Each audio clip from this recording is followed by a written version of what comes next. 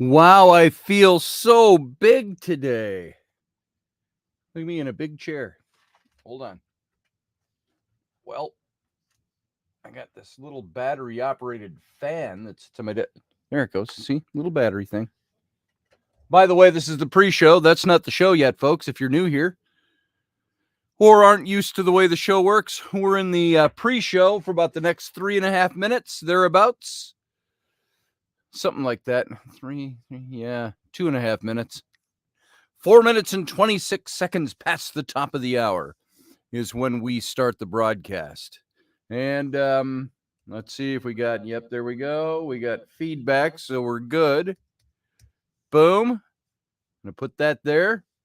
Hey, everybody over there. Hey, Niall. Haven't seen you for a while. Good to see you, brother. And I have a headset somewhere. I will guarantee you a child took it without asking. So now I don't have it. That's the way it rolls around here. So I want to thank you all for being here. It's 2 minutes and 41 seconds past the hour. So we got 2 minutes, a little less than 2 minutes left. Bonnie Boggs, good to see you. Hello from Topeka, Kansas, she says. Good to see you. Oh, let me make sure all my junk is turned on here. I got to turn on my scrolling banner like magic. And my, boom. There you go. My overlay. Make sure everything's lined up. Go that way. And I think we're good to go. I got the mic is ported up. No human error yet tonight, but there's still time. So I want to thank you all again for being here. Let's see who all's in here. We got Niall was here rather early, it looks like. Leslie Holker, good to see you. Hold on, I got to sneeze. See how I use my mute button? It's almost like I'm a professional or something. Field Guy's here. Uncle Dave is here. Let's see. We got a 30 seconds left, and we go live. Remember to stick around afterwards for the captain's cabin, and we'll be doing a little talking after that. So after we go off air. So everybody stand by. We still got 15 seconds. We got 15 seconds to kill. Oh, getting close. Here we go. You ready?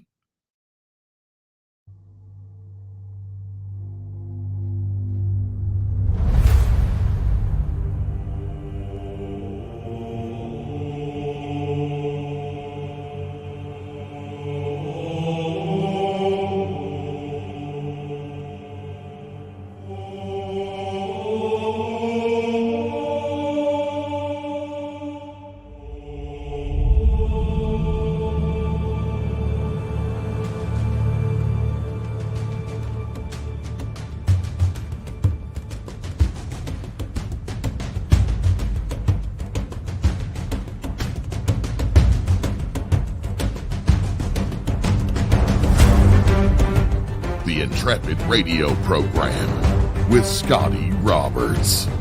Intelligent talk.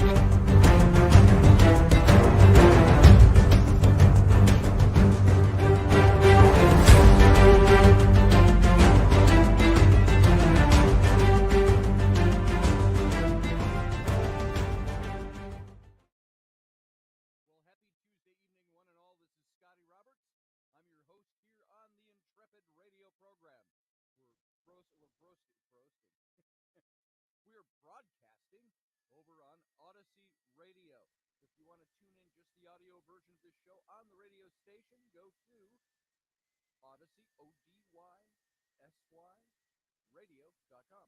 And you can see all the goodness that's Odyssey Radio. Check out the other shows that are there. And also the times tomorrow where you can hear this in archive. And you are also broadcasting in simulcast video in four different places. Over on my Facebook page, which is facebook.com/Mr.Scotty.Roberts. Mr. all spelled out. You can see that the Odyssey Radio Facebook page, You can also see it over on the Intrepid Radio Facebook page, as well as my YouTube channel. That's youtube.com/Scotty Roberts. And while you're here at the YouTube channel, which is kind of where I'm camping out and broadcasting kind of from, but not really, I'm broadcasting through my software, but I joined the chat room over in the YouTube channel, which you can too. It's infested by or inhabited by fellow Intrepids that are all over there talking up a storm already. And you can, if you're not subscribed to my page, hit the subscribe button.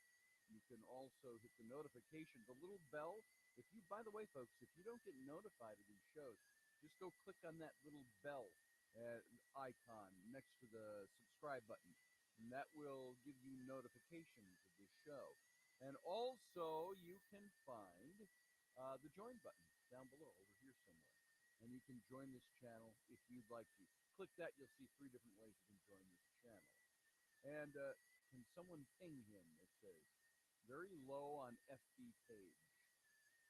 I'm not sure what that is. You mean the volume? Was the volume down on the Facebook page? I'm here. Were people not hearing me? So everything's all set. I just tapped that, and for some reason, I think my sound came up a little bit. We okay? Can everybody hear me? And I see the chat room over there. So my mic is up, and I'm not sure what was going on there. I just reached over, and I saw that my mic was poured up, and I tapped it like that. Hopefully, I didn't just go out again.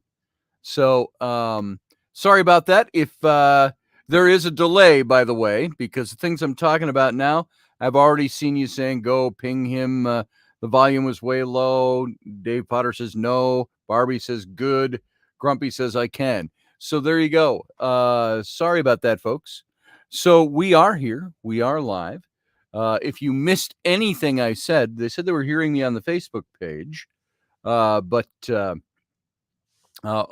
even saw a message from Ron over at the radio station. It said dead air. Never mind, I've got you.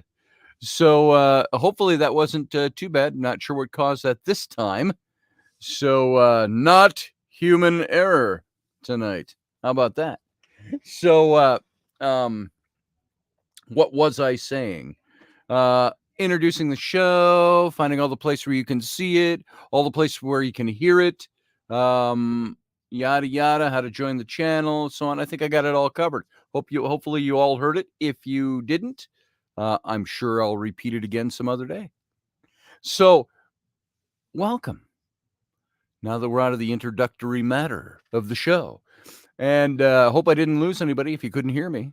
So, and that you stuck around, thank you very much. Welcome to everybody in the chat room that's here. And I appreciate that, everybody over there. If you want to join the main chat room, you can come on over to the YouTube channel, or you can find them over on the Facebook page, where you'll see probably less interaction over there, but you will be able to talk to me. So come on over to the main chat, which is going on the YouTube page. That's youtube.com/Scotty Roberts. And click on tonight's show there, and also the chat room. And so thank you, if I haven't said that enough today. All right. Jinn. We're talking about the Jinn. Now, you remember a couple of years ago, my regular listeners, we did a series on the Jinn once before. And I highlighted more conversations with the Jinn, different stories of the Jinn. And now I was really kind of excited about doing this series that would dig a little bit more. And by series, I don't mean it's going to last forever, but several episodes anyway, about the Muslim perspective of the Jinn, which we don't always hear. We get little tidbits and little tastes of it, but we don't always hear that. And I find them to be very interesting. As I'm going through the material, it almost occurs to me, now Sarah Yusuf, she's over in our chat room. She has a little closer finger on the pulse of this, having come out of that culture. And so I've been interested when I've had a chance to talk to her a bit, and some of her comments, watch her comments in here tonight. So now you're on the spot, Sarah, over in the chat room. So we're Maine now. I'm not sure what I missed there. I missed a joke somewhere, I think. But what inspired me to do this a little bit more was talking and seeing the little different perspective. And Sarah, I want to know what you think of this.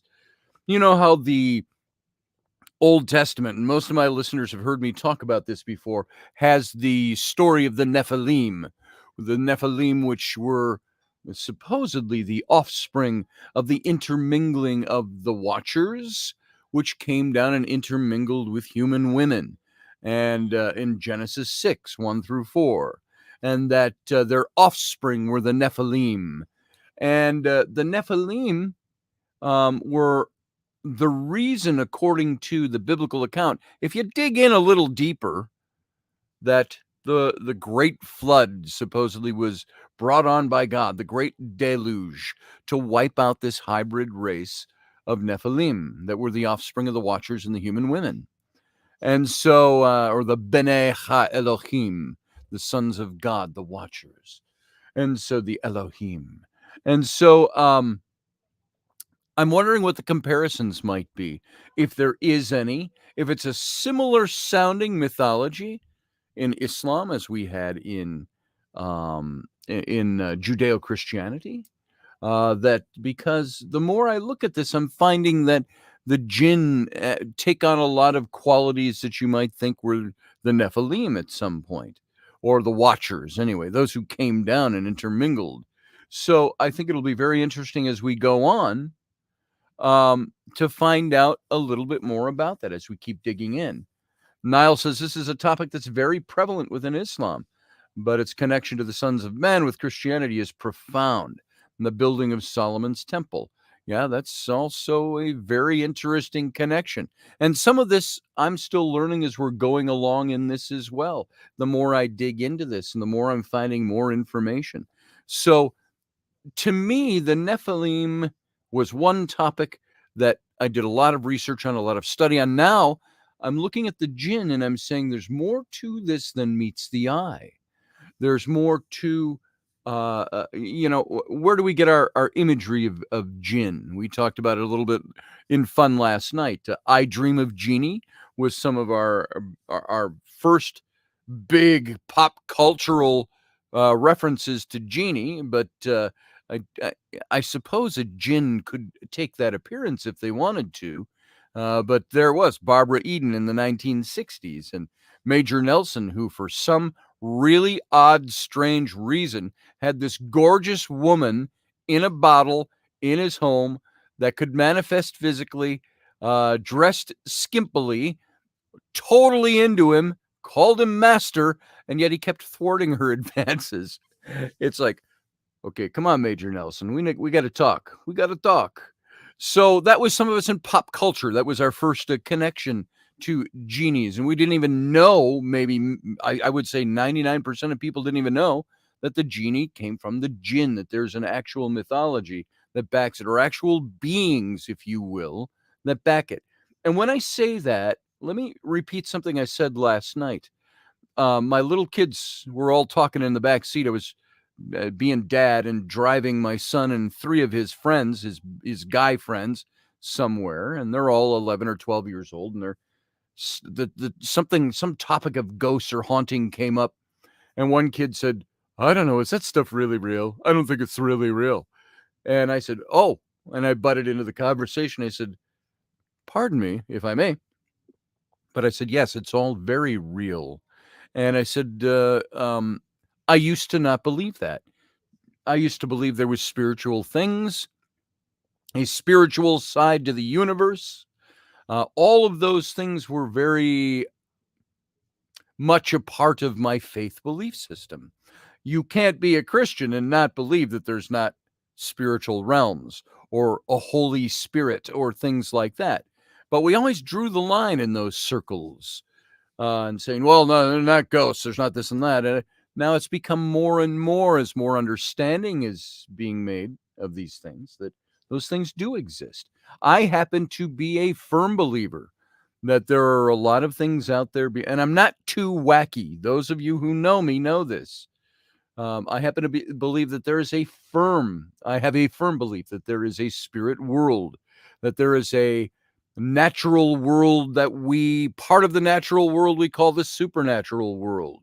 It's all there's not a paranormal, there's not a supernatural. We're all part of a natural universe. And in that universe are supernatural things. And so as we start to consider that, you have to open yourself wide open to believe there are other things going on. For instance, as I've mentioned before, in Roman Catholic theology, all the things that we would relegate to the realm of storybook and fairy tales and things like that, the fae or the fairies. Think Tinkerbell. A lot of people, you'd say fairy, the first thing that would come to their mind is Tinkerbell. In a little green dress with a blonde bob cut. And I think that's a bob for those of you who are stylists out there. And and wings and temperamental and all of that stuff. That was the first image that people would get in their minds. At least me, when somebody would say fairy, I'd think of Tinkerbell type of stuff. Now, I'm a firm believer, the more I studied in the fairy or the fae, that's a whole spirit realm of beings that can manifest physically, but that are also in the spirit realm. And in Roman Catholic theology, which I'm not a Roman Catholic, but I was taught this by a good friend of mine, Roman Catholic theology kind of said all the things like the fae, the fairy folk, the banshee, the she, all these other elementals that you'll find out there were all the spirit beings that were in the great wars in heaven, in eternity past, wherever that happened, whenever it happened. I think it's still going on to a certain extent. The beings that were too good for hell, but too bad for heaven, as described in the old scriptures, were cast down to the earth, and they were given the earth as a domain. Now, if that's the actual explanation for all of it, then you'd have to give credence to a lot of the other things in the biblical references. Maybe that's just one religion's way of describing where these beings came from. But I believe they do exist. And not because I walk around tripping over fairy dust or anything like that. I just believe that these are beings that exist. If you like good poetry, and you like the poetry of Irish poet laureate 100 years ago, William Butler Yeats, he was also a very firm believer in and not just the politics of Ireland of the day, but also in the magical realms, in the spirit realms. So this is what we're doing as we look into this. And hey, Brianna, you're leaving already? We just started. I see you over in the chat room. Everybody saying good night, Brianna. Nice to see you. Niall Parkinson says over in the chat room, he says, Jinn are the Islamic equivalent to the Watchers. They aren't really separate so far as we know. But scholars of the Quran tend to quietly agree that they are one and the same.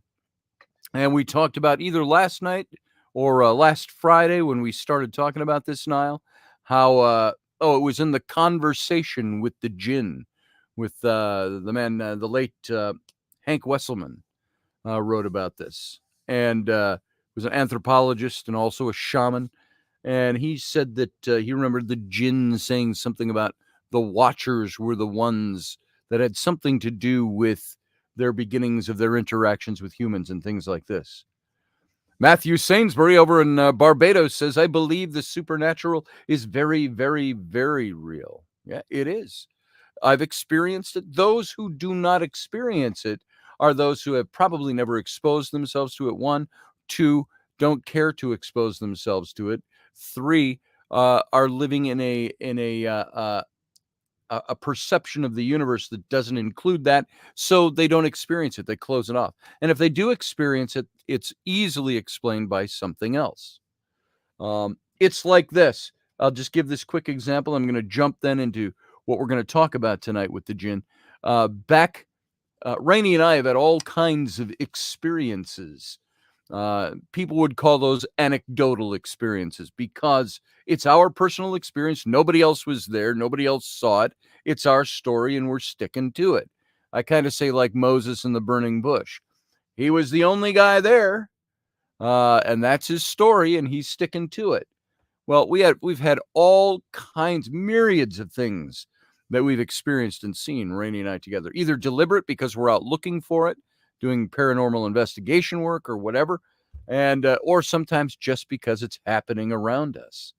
I remember we were sitting, here's this little story, we're sitting in the living room one day, and I don't know what we were doing, watching TV or talking or whatever we were doing, and we heard a loud ping like that, and then chink, chink, chink, crackling of the sound of something like metal falling into the steel sink in the kitchen. We're like, what the hell was that? So we walk out to the kitchen, and there's a knife, a big butcher knife, probably about, I've got this in my hand, about that long. And there were a few dishes in the sink, but there were two halves of it. The hilt piece, and about this far, about a third, almost a half up, broken right in half, and the other half of the knife was laying in the sink. And that's the only thing we found that could have made that noise. It's like, it's almost as if somebody took that knife and pushed it and bent it, and it snapped in the middle, and it flew up in the air and flew back down into the sink. Clang, clang, clang, clang. That's exactly what we heard. And so it was really interesting. We just kind of laughed about it at the point in time, and we said, whoa, hello. Somebody want our attention for something? So something, and by the way, there was nothing like heavy metal pots and pans, or there was like a couple of cups and a plate in the sink, and that knife snapped in half. Don't know how it happened, but that's what made the noise. Hey, Unleashed Jeremy Hansen. Good to see you over in the chat room. And Master Finn, I didn't say good evening to you. Master Finn is our master and commander in the chat room, and so welcome to both of you guys and everybody else that's coming in. Derek White Sky Cloud, I still have to talk to you. Glad I just saw your name. Tomorrow morning we will talk, or afternoon, after 2 o'clock, I think you said. So everybody, welcome that I didn't get to see in the pre-show while we were warming up. So those kinds of things happen. They're the things that happen to us: a broken knife in the sink, a pound on the wall, a knocking. Sometimes you can pass those off as understanding, oh, it's pipes, or it's this, or it's that, or it's the other thing. Sometimes I just heard a roll of thunder outside. So if I wasn't paying attention, it would have sounded like something else. So these things happen, but sometimes we've got to look at things and really start to understand what it is that we're out there. Last night we kind of left off. We had mentioned that Muhammad Assad, in the 1900s, he was a very highly regarded European Muslim thinker, and he was a Muslim thinker. A lot of people, due to politics in our country nowadays, we focus on the negative politics of the Muslim world and so on. And we don't always, if I can speak for a lot of people, there were a lot of us that, 15 years ago, 20 years ago, that weren't that interested in listening to anything a Muslim had to say. We did not think of them as thinkers. So when you hear that, realize that just as much as in Judeo-Christianity or any other religion, in Islam, you have these great thinkers. Muhammad Assad was one of them. And he was an author, a great thinker. He converted from Judaism. And I mentioned this, just got into this last night. His birth name was Leopold Weiss. And he described the jinn as certain, this is his quote, certain sentient organisms of so fine a nature and of a physiological composition so different from our own that they're not normally accessible to our sense perception.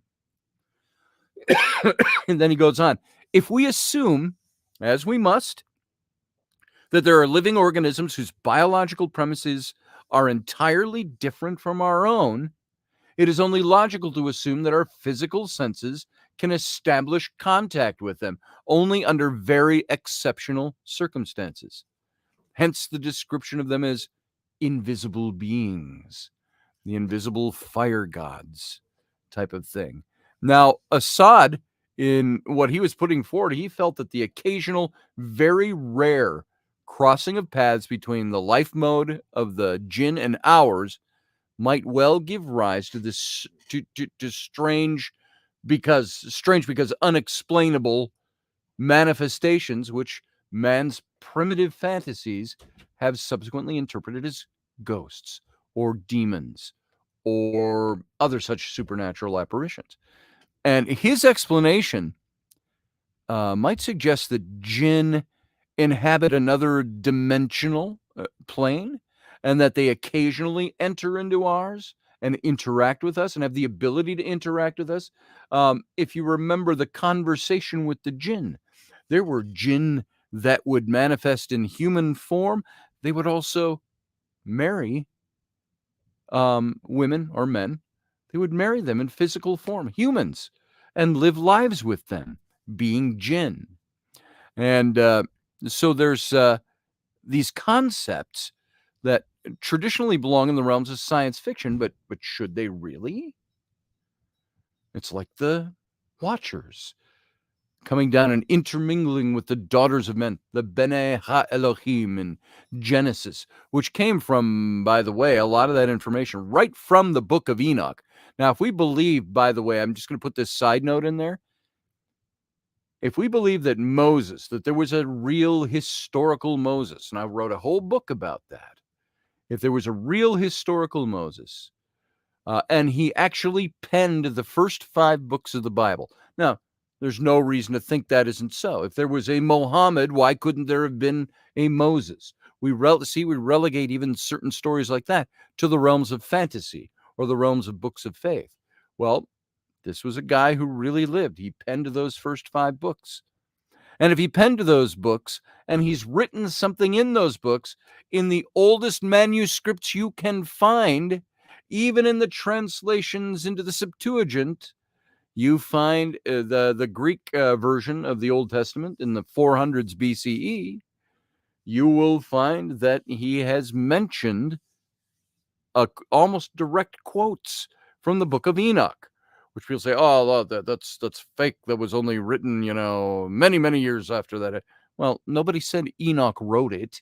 It's a book about Enoch. It's a pseudepigraphal book, in a way, taking on a different name, or somebody writing in his name, writing his book. But a lot of Old Testament prophets quoted from Enoch. Moses quoted from Enoch. Jesus himself quoted from the book of Enoch. So I don't think there's any reason to think that the book of Enoch didn't exist. Anyway, all of that to say, it seems like the stuff of science fiction. Now, recent work by physicists from many countries on the cutting edge of quantum and superstring theory support the notion that our universe possesses many more dimensions than the 4 that we are accustomed to: length, width, height, and time. And it might be then that much more exists than we can ordinarily perceive, and that the idea of the Jinn is not so fanciful after all. I said many, many years ago, probably 30 years ago, and it was a new concept to me at the time. I thought I had stumbled on some new thing that nobody knew anything about, and I thought, well, eureka! And that was, now I was still very much in the church, 35 years ago, maybe even. I was still in youth ministry, I think, at the time. And I was into the whole UFO thing, the abductions and all of that. Very into learning about it and researching it a bit. And it occurred to me that there was a verse, I think it's in the book of Mark, one of the Gospels. It said, as it was, I think that's where it was. It might have been in later on, the book of Peter, one of Peter's books. As it was in the days of Noah, so shall it be at the time of the coming of the Son of Man.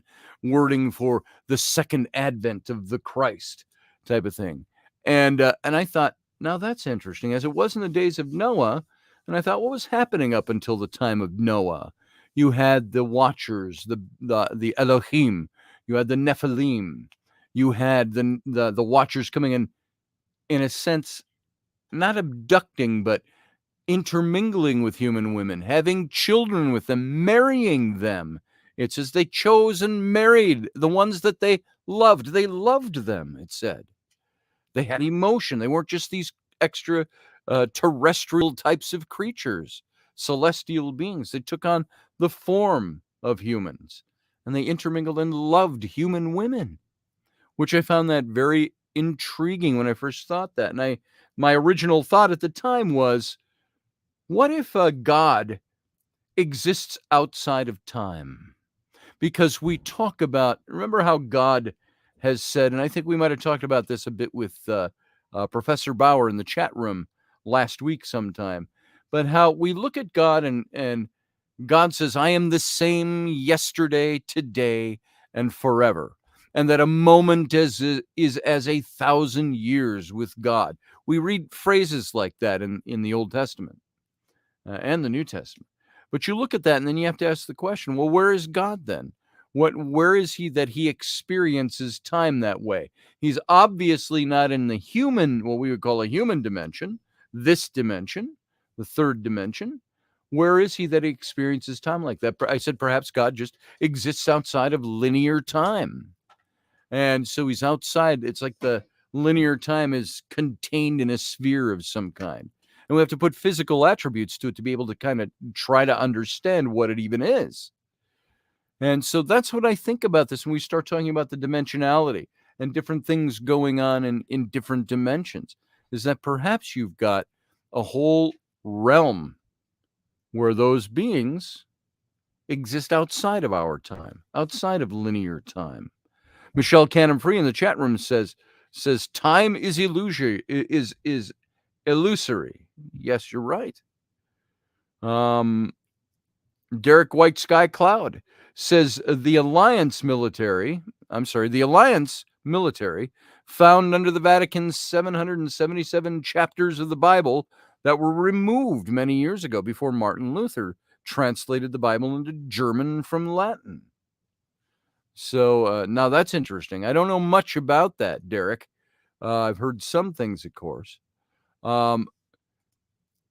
Niall Parkinson says it's a complex subject, as the Jinn are resentful toward humankind, as they are the first humankind, given certain powers which are then denied in favor of the second creation.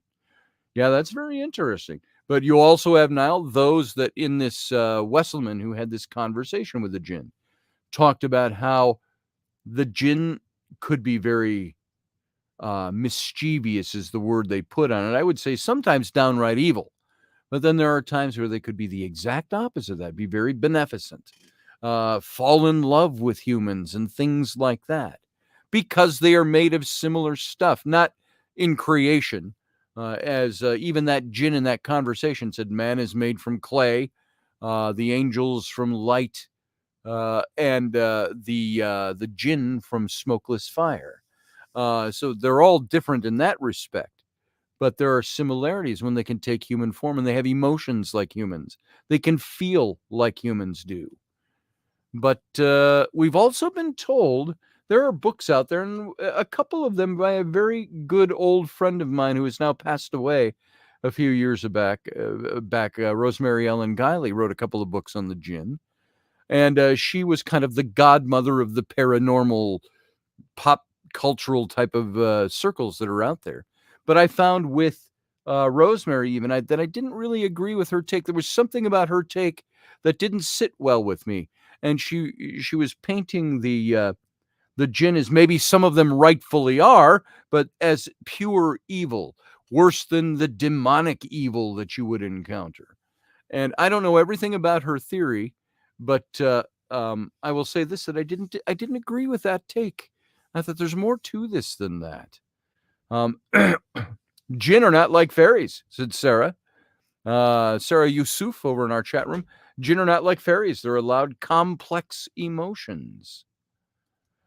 She said Jinn personalities are like human personalities.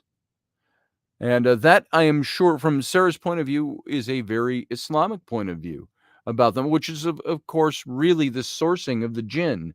That version of those beings comes from the Islamic culture. So let me get back into where I kind of left off with this, talking about this work of physicists, the idea that the Jinn are not so fanciful after all, if much more exists than we can ordinarily perceive, because they might be interdimensional beings. So to understand, it's like, hello, Sasquatch, Bigfoot. Is this something that is an interdimensional being? I need to get some good Bigfoot people on the show because it's another great topic that I love, a cryptid topic. But this is one of the things that they wonder, because you see some people with even some of the most advanced scientific equipment that are picking up things about them, even seeing their shadows, but not seeing them. Things like this. And you have to ask, is there something, why do we never catch them on film? Are they able to dissolve or enter another dimension? So there's big questions out there like that. Not big as to who's going to push the button and start World War III or anything like that. It's not a political question, but it's a big question that's on people's minds when understanding the creation around us. Excuse me. So to understand why Arabs and Muslims take the whole concept and the whole nature of jinn so seriously, we need a journey there. We need to experience that phenomenon close up, and if possible, firsthand. The exploration of the jinn lore and legend begins in the ancient Arab East, where the jinn phenomenon was first reported. And I want us to take a look at how the jinn became part of Islam, the revealed religion that laid claim to the mantle of successor of the Judeo-Christian tradition, and investigate a whole wide variety of jinn legends. I don't know how much time we'll dedicate to this, as long as it's going to interest me no matter what. As long as you all remain interested in this topic and want to hear more of it, I'm going to keep bringing it until we've exhausted the information I can find that can be rationally changed into a radio program for 52 minutes a night. And so I want to investigate a variety of jinn legends. I want to go back to Arabia and spiral outward from the Arabian heartlands, and we'll look at how others in the Islamic world view the jinn.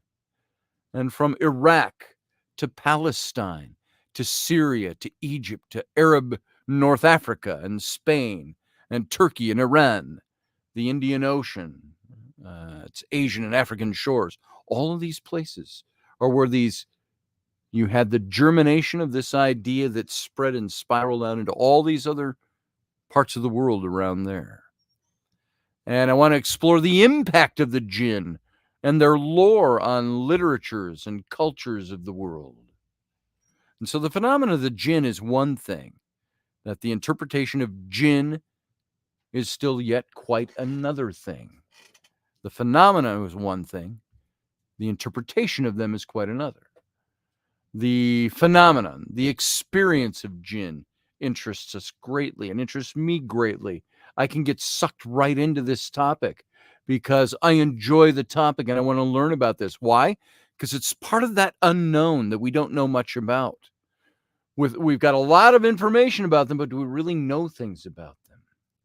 It's still Abrahamic, said Sarah Yusuf. Yes, it is. I was trying to say two words at once there. Arabic and Abrahamic. That's where I got tongue-tied. So the phenomenon of the jinn is different than our understanding of the jinn. And so by sampling and analyzing a whole wealth, and by sampling, I mean little tidbits like appetizers we're going to take in this little series as we talk about this, mixed in and around, maybe we'll break it up with the meditations of Marcus Aurelius once and now again, just so it doesn't get monotonous. But I hope that this tends to be an exciting topic for all of us, an interesting topic, one we can invest our minds into a little bit and understand them. Why would we have to understand the jinn? We don't. You could probably live the rest of your life and never understand a single thing about jinn. Never even know that I Dream of Jeannie was based on a much older tradition and mythology. It's not gonna. Is it gonna make you money? Is it gonna, strengthen your relationship with your spouse or your significant other? Is it gonna do whatever it's gonna do? Is it important to you? Some of us can live without ever knowing this stuff because some of us it doesn't matter. But at the same time, I am very interested because the more I understand this, the more I understand my world, my universe, the things that are going on. I said the same thing about aliens and UFOs and all of that stuff years ago. And my understanding of that gave me a bigger understanding of, is there something more going on than I know of? And what if these two things merge at the edges? Aliens, UFOs. Well, let's put those in one category. Ghosts, demons and angels, Jinn, Bigfoot. What if all these things have a merging part where all these things merge and they become part of the same at one little point?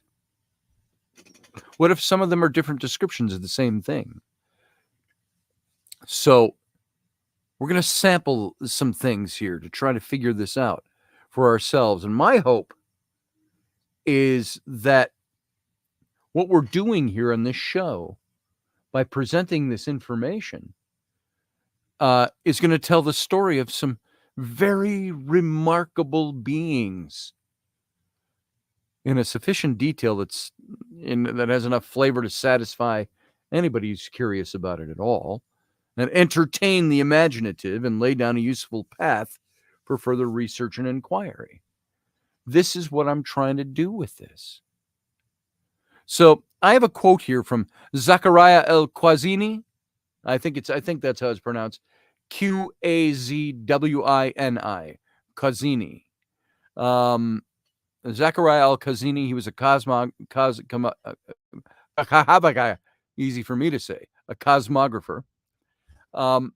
He said this: it's related in histories that a race of jinn in ancient times, before the creation of Adam, inhabited the earth and covered it, the land and the sea and the plains and the mountains, and the favor of God were multiplied upon them. And they had government and prophecy and religion and law. But they transgressed and offended, and opposed their prophets, and made wickedness to abound in the earth, whereupon God, whose name be exalted, sent against them an army of angels, who took possession of the earth, and drove away the jinn to the regions of the islands, and made many of them prisoners. Cosmonaut, Sarah Yusuf. Cosmographer. Cosmography. So there you go. That was that's what he thought about this. Jinn are best known as an Arab and or Islamic phenomenon. We think of them as connected to Islam, connected to the Middle East. And in Arab traditions, the jinn is a spirit creature linked to nature with the ability to manifest itself physically. And the jinn have great powers, sometimes miraculous abilities which humans pretty much for the most part lack. There's not too many of us that can come in and out of reality or in dimensions that we know of. And jinn are usually divided into 5 major categories. You have the Jan, Jann, the Jinn, Jinn, the Shaitan, if I'm pronouncing that right, Shaitan, the Ifrit, and the Marid. Now, these terms sometimes overlap one another, and they're often not as precise as one would like. Jan, or John, is a collective term referring to the masses of jinn in all types and of all types. And the term is sometimes interchangeable with jinn, just as a general term for these beings. Jinn is used more often to refer to specific individuals or families. So the Jan is the overall, like, human. Man could be like man and person, things like that. Human, person, so on. So jinn is used more often to refer to specific individuals or families or tribes of fire spirits. Whole tribes. Where do these guys exist? Where do they live now? It's a question we're going to dig into. Jinn can be good or evil. So can humans. They can be good or evil, but shaitans, satans, or devils are the children, the servants of the chief devil, Iblis, the equivalent of the West Satan. And they're always evil, the shaitan. Think of shaitan, you can see where the word Satan came out of that. Ifrits are more powerful than shaitans and are most often evil. Marids are evil as well. That's that fifth category. And they're the most powerful of all the Jinn. And all of the above categories that I mentioned, these are beings that have the ability to shapeshift. They shield themselves with invisibility. They have that power. So their appearance varies depending on circumstances. So they are beings that inhabit or come from other dimensional areas. So Sarah Yusuf says Jinn can be broken down to an infinite amount of subtypes like demons. Exactly. I mentioned the other night John Zaffis, who is considered the godfather of the paranormal. He is somebody who, when speaking about demons, he was very much into exorcism and demonology, spoke of demons as being things that you could have your lower classes of your thugs all the way up the ladder in class, so to speak, to your highest form, which would be those that would control governments and manipulate things in the world. Why the thugs are the ones that growl and turn your crucifix upside down in your house, kind of thing, by comparison. Derek White Sky Cloud says shaitan is the short word for charlatan. Now, I didn't know that. I didn't see the etymology of that word. Untrusting. That's interesting, Derek. Thank you. Good night, Leslie Holker. Thanks for being here. Niall Parkinson says, so much of this is linked to many words across all belief systems. Hidden, veiled. Exactly. So, talking about the Marids was the last thing. I'm looking at my notes here. The Marids are evil as well. And probably the most powerful of all the Jinn. And all of the above categories that I just talked about have all these abilities, shape-shifting being one, invisibility another, appearance that is hidden unless they want it to be seen. So the various categories of Jinn were created separately, according to a creation myth reported by the Arab historian Abu al-Hassan Ali al-Masudi. There's a hyphenation, not a hyphenation, half of a quotation mark. What are those called? Apostrophe in there. Ali al-Masudi. And he lived in the 800s and the 900s. And he was called by some the Herodotus of the Arabs. And in his celebrated Meadows of Gold, al-Masudi explains the sequence of this creation of all these different kind of jinns. Now, this is a quote from his writing. He says, it is said that God created the demons from the Simum, or the burning wind, and that from the demon he created his woman, as he created Eve from Adam. That the demon, having had relations with his woman, she became pregnant from him and laid 30 eggs.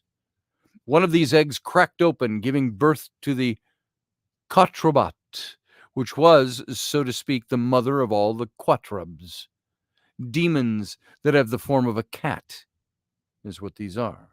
From another egg emerged the Iblises, those whose number must be counted El Harith Abu Mura, and which make their home within walls. From another egg were hatched the Maradas, which inhabit islands. Another produced the Ghouls, which chose for their refuge ruins and deserts. Another, the Silas, which hide the mountains. The other, the Uahawas, if I'm pronouncing that right. Uahawas, all one word, which inhabit the air in the form of winged serpents and fly from place to place. Hello, Mothman? I don't know. That just popped into my head. That's one of the mythologies we have in cryptozoology. So from another egg emerged the Duvasics, from yet another the Hamasics, from still another the Hamamis, and so forth and so forth and so forth, he's saying. So most of these types of Jinn are going to be encountered and explained much later in all this stuff we're going to be talking about much later, could be an hour from now, could be 2 weeks from now. It all depends on when we're going to get into those. We'll get into some of these other types. The egg motif appears in the earliest creation myths of many people, including the Greeks, the Egyptians, the Hindu, the Chinese. It suggests a pre-Islamic origin for al-Masudi's account, but its exact source is unknown. We talked about the Ogdode in Egypt, how the Ogdode, the 8 of them, and there was the egg of creation that they rose out of. And that egg of creation, guess what? Where that's located, there was a little temple put on top of it at Menadot Habu, that temple I spoke to you about last night, where that's the temple where I bumped into John Anthony West several years ago, coming out of the Holy of Holies as I was going in these ruins. And so it's a little temple in Luxor, and this is where this was supposed to have happened, at the Ogdode. We wrote a little Christmas song about it once. I had my old professor on the Intrepid radio program. I'll call it up maybe tomorrow night and I'll play it for you.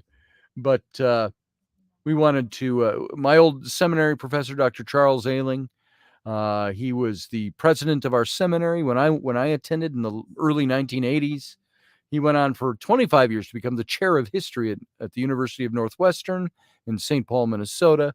He was the president, I believe, of the Near Middle East Biblical Archaeological Society, and many other credits to his name. An archaeologist, an anthropologist, an Egyptologist. And he's the one, of course, that originally got me interested in the Pharaoh of the Exodus back when I was 11 years old. So,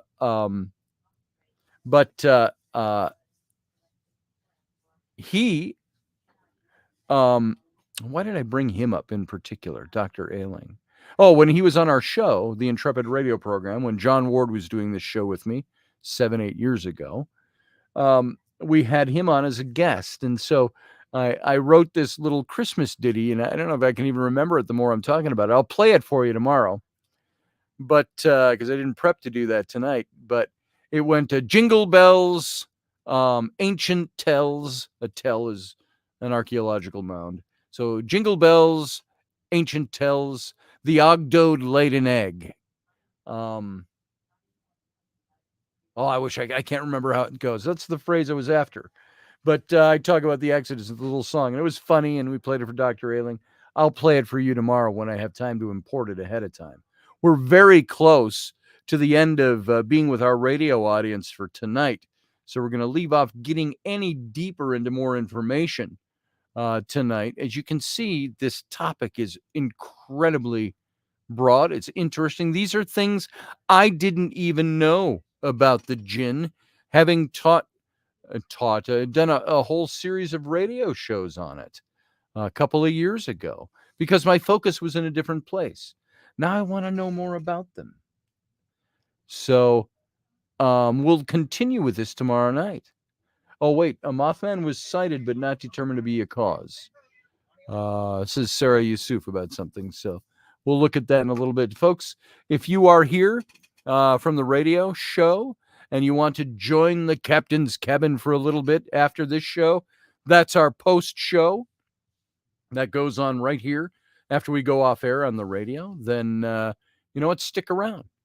And we'll start that right after this show goes off air. As for now, all of you, live long and prosper.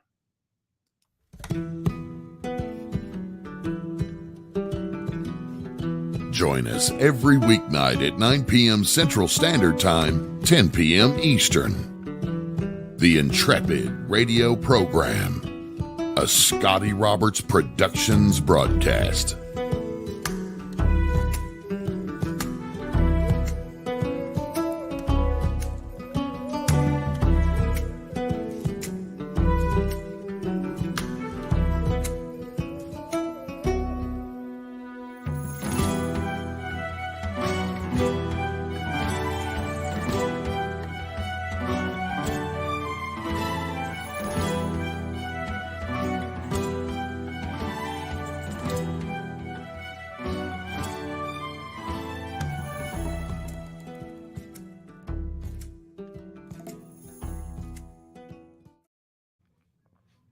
Hey, folks, I'm back.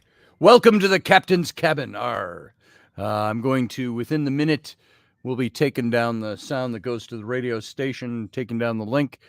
Pardon me for 1 second. Talk amongst yourselves for a second. I'm going to go mute for a second. Rainey has a question for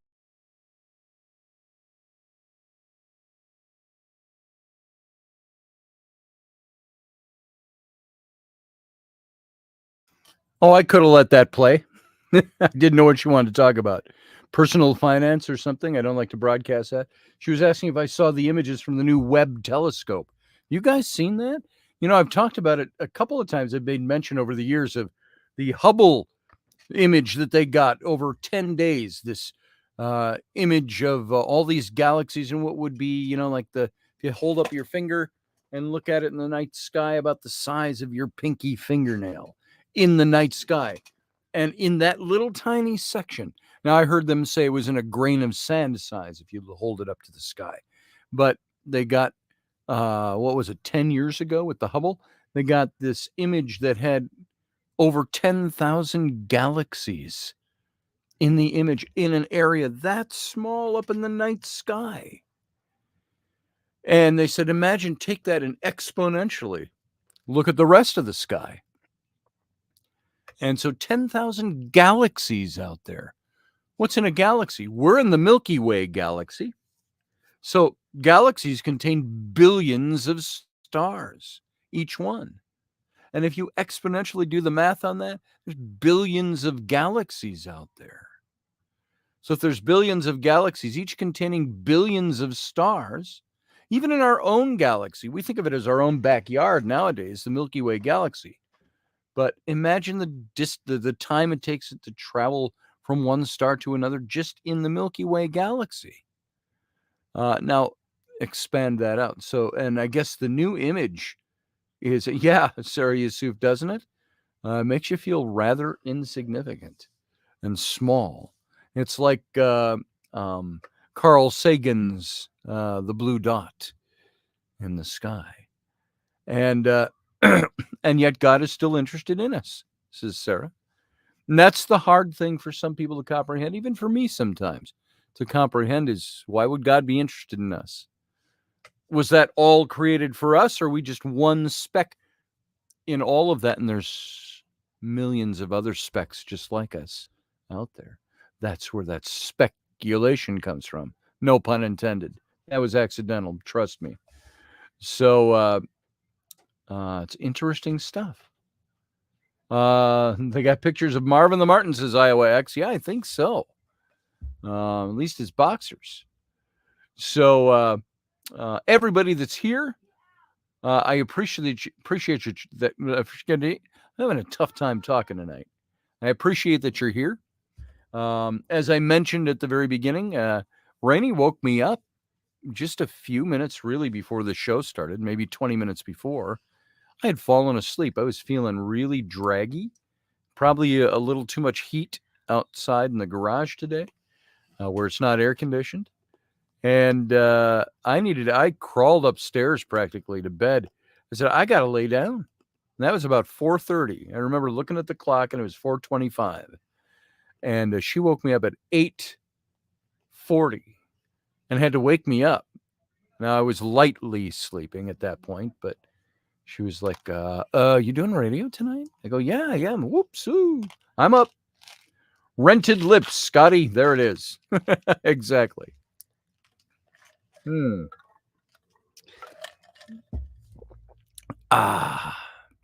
So what you doing? Nothing. Rowan. I'm texting Isla. Okay. Or I was. Yeah, it looks like it. Yeah. I get to go pick out a cat tomorrow. I just don't get to take it yet. Yeah. They're only a week old still. Yeah. That's tiny. They got to go like 10 weeks or something like that. At least a month.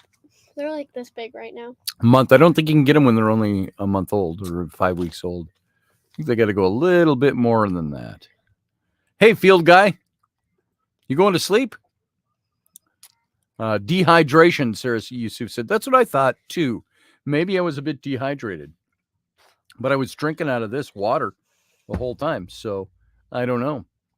I let it over. I hadn't eaten all day either. There are some days I go and I realize I haven't eaten today. You can get it at 8 weeks old. 8 weeks old, says Derek White Sky Cloud. Hi, Uncle Dave. Hey, Uncle Dave. He said hi to her. Hey, Flynn. Hi, baby. How you doing? Come here and say hi to everybody. Nobody ever sees you. They see the girls all the time because they're obnoxious and weird. But there's my 12-year-old boy, Flynn. Who was asking in the car the other day? Something about our ghosts or something. That's not real, is it? Who said that? Noah? I hope I didn't spook him when I said, oh, it's all real. Because he got real quiet after that. So, anyway, what you up to tonight? Nothing? That? Okay, guys, not too rough back there, please. Yeah, Hi, Flynn, says Uncle Dave. Hi. Hi. That's my boy. I love my boy. He used to be giddy and happy-go-lucky and la la la la la all the time, bouncing around. I just came across an old Facebook. I don't want to embarrass you. An old Facebook thing from like, you must have been 4 or 5 years old, 4 maybe. And I'm laughing, and I said, Flynn just bounced by me, yelling, I'm dancing. I feel like these shoes make me feel like a dancing girl. And I said in my post, I said, head to desk. So, not to embarrass you, my boy. I love my boy. Come here.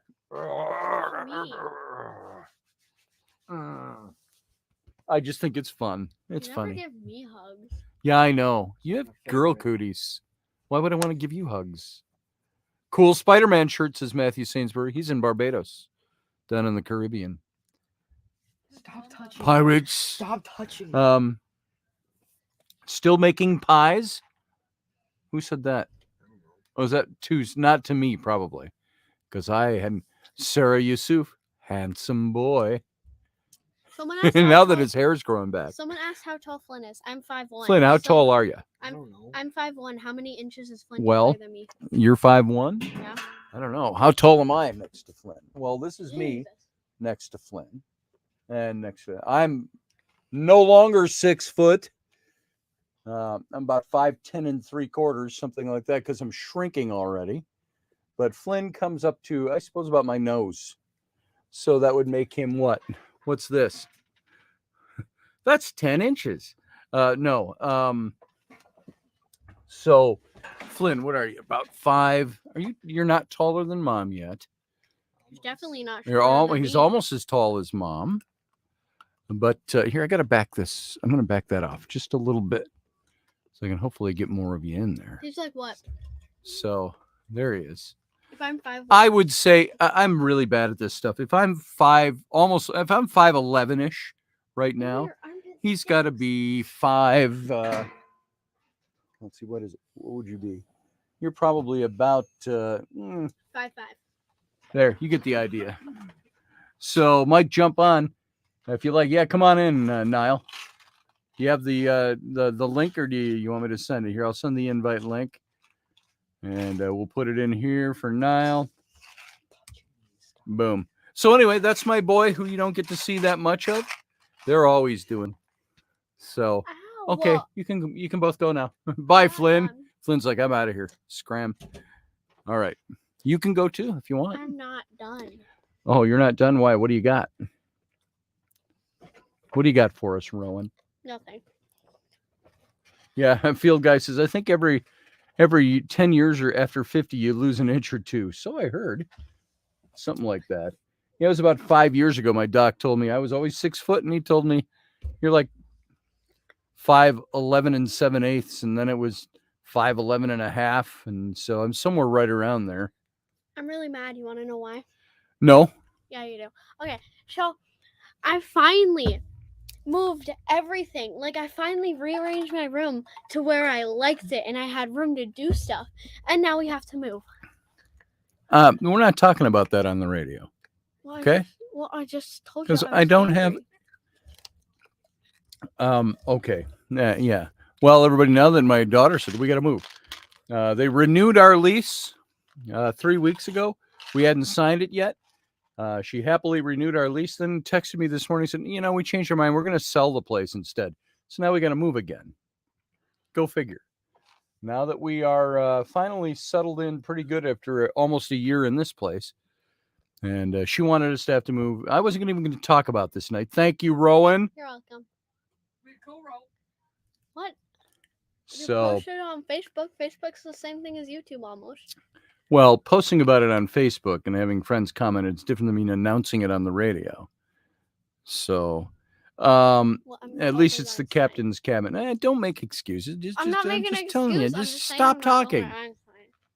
So, there it is.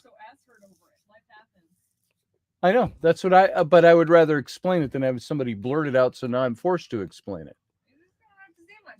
So, they said, that's what I just said, Rainey. Calm down. Why you gotta be so angsty? Yeah, Dad. Here's Rainey telling me not to be angsty over it.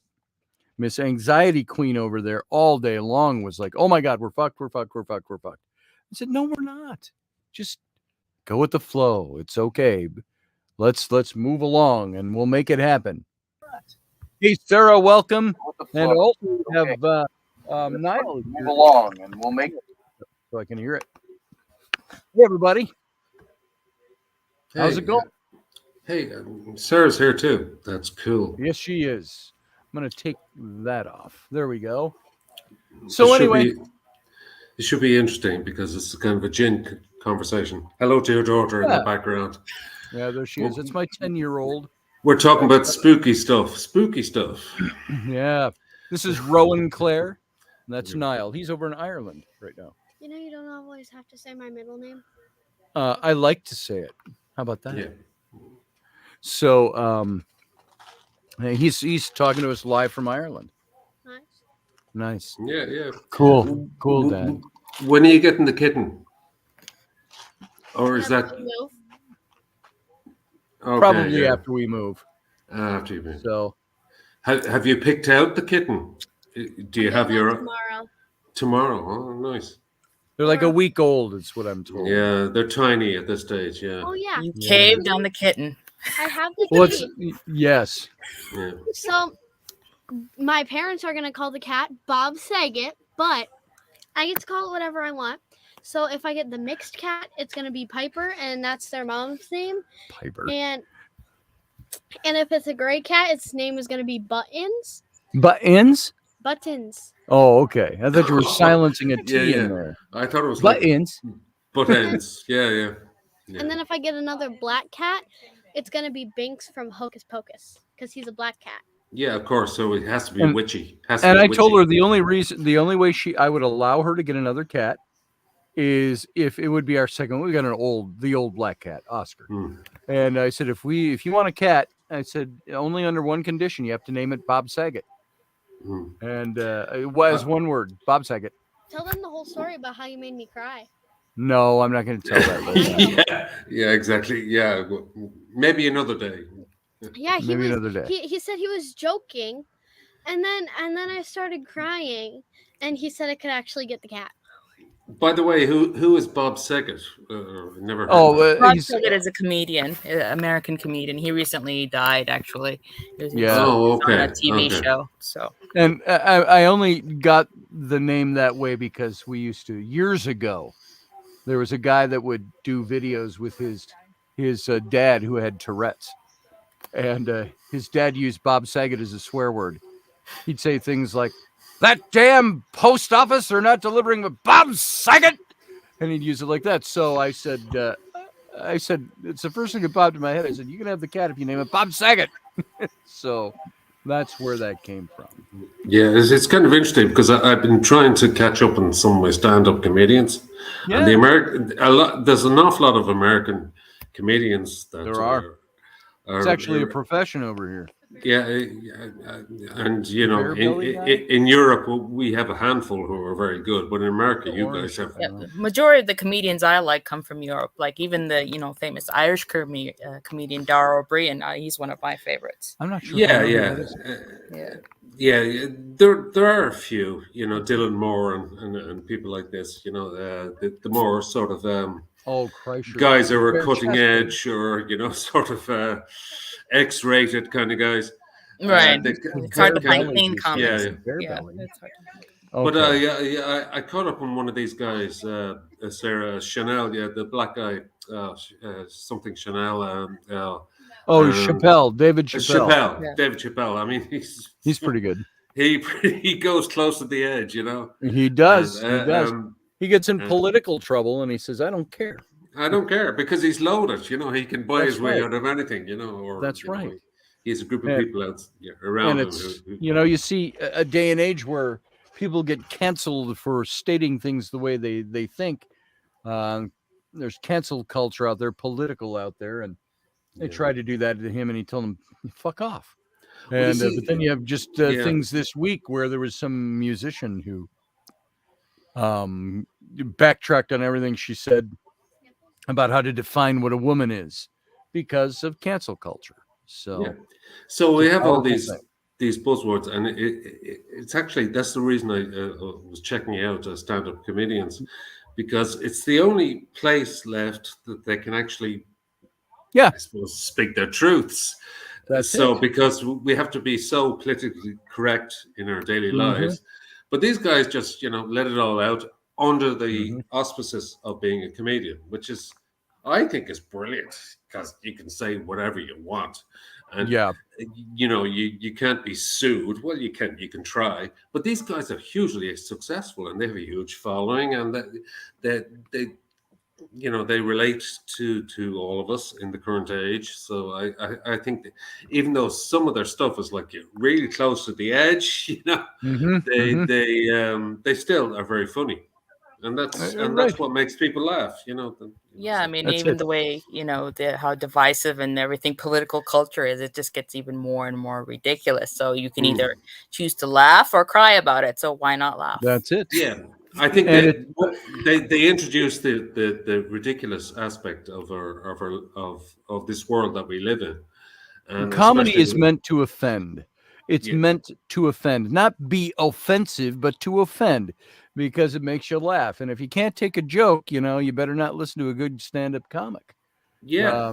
That's So what it's all about. Not even just being offensive. It's about making people confront the truth that's Yes. right in front of them and Yes. and bring to light, the day-to-day hypocrisies, And they said when you actually have to sit with it in front of your face and then deal with it, Right. Yeah, it's brilliant. It's brilliant. I mean, it's so it's how we cope. yeah. It is. It's like I remember the first time I heard anybody say this was, remember the Challenger disaster in the early 1980s. I don't remember what year it was, 82 or 83, the explosion of the Challenger shuttle. Within a day, people were like, is it too early to tell a joke about this? yeah, let the wound heal a little bit. But that's how we cope sometimes. Yeah. Need another 7 astronauts. Yeah. Yep. That was terrible. At the time, that was like, oh my God. I don't know who said that, but it was like, oh my God. I was watching it on TV when it happened. I mean, there's a statute of limitations on that before it becomes, I guess, permissible a certain amount of time before you can make jokes on it. But exactly. You should. There's got to be a little buffer in there. Right. Yeah, it's like exactly. attending Uncle Bob's funeral and going, exactly. I heard this good one about Uncle Bob. Yeah. Or about I never saw him looking so well. Oh, he looks great. Yeah, doesn't he? yeah. Stuff like that. Cancer's polished you up, I see. Too early at the funeral. Yeah, exactly. Yeah. The funny thing is, though, that I don't want to dwell on this because I know we want to talk about Jinn. Yep. But I think this all started with the slap at the Oscars, with Chris Rock and Will Smith, and it certainly made me think. It's like he was telling a joke. He's a comedian and he was telling a joke at the expense of Will Smith's wife. Who cares? He's a comedian. That's what they do. but he took offense at it, and all of a sudden I was like, yeah, this is really strange. Yeah, so I had to look into this whole culture of what is permissible as a comedian and what's permissible as to take as a joke, and even if they offend you, you know, you can't really sort of jump up and down unless they literally, you know, offend your religion or your sensibilities or what you look like or, you know, anything like that. Yeah, and Or, I watched it on, you know, the actual broadcast, and the way they edited it didn't do it any favors either. No, because it looked like, you know, he told a joke, Will Smith is laughing, you know, how they kind of brush it off, and then he looks at Jada, and then she sees his face, and then he goes he goes ballistic, and that's when the whole thing started with they were all laughing along, you know, their own issues in their marriage or whatever, whether they have an open marriage or whatever. And that's I mean, funny. That's something else. That's more. Yeah, and that's funny in itself. It's like, you know, I mean, it's almost like he was given permission to go up and slap the guy by Jada, you know, because she didn't like what he said, even though he was laughing 30 seconds before that. You know, so, right. Anyway, Hey, Professor Power. All right, Good evening, let's get down and dirty about the Jinn. Yeah, I heard something again. I was passing by the studio and I heard something about somebody being offended, and I said, "Oh, the latest show. Let me see what's going on. Let me see what's happening." No, we were just we were actually waiting for you. It must have been some kind of. That's it. It was timing is everything. Yeah, timing is everything. Yeah, we were like just kind of messing around talking about comedians and stand-up comedians and stuff like that. Yeah. Comedy is the one relief from the psychological perils that we seem to end up getting boxed into, whether we like it or not. And realizing that, you know, there's a whole bunch of people with a lot of boxes trying to get everybody corralled into, you know, different group sets and all that, that you gotta, if you're not focused on that which resonates with you, you're gonna get consumed by this stuff. You know, I said on a show a few years ago, I said, you got to be careful what you consume before it consumes you. And that's a lot of what I think people are struggling with. And we're seeing all these expressions, and comedy is a way to, and Carlin is one of the masters, state the obvious in a way that makes you think, and saying it in a funny way that really makes you think, and sometimes crosses the boundary of where your sensibilities are and how sensitive you might be to certain subjects. But at the end of the day, it's, for the most part, great comedy is truth. Well, you look at George Carlin, his comedy. Many times you just put that down in a black and white text and read it. Yeah. It doesn't read like jokes. No. So it was his delivery and the way he said things. So yeah.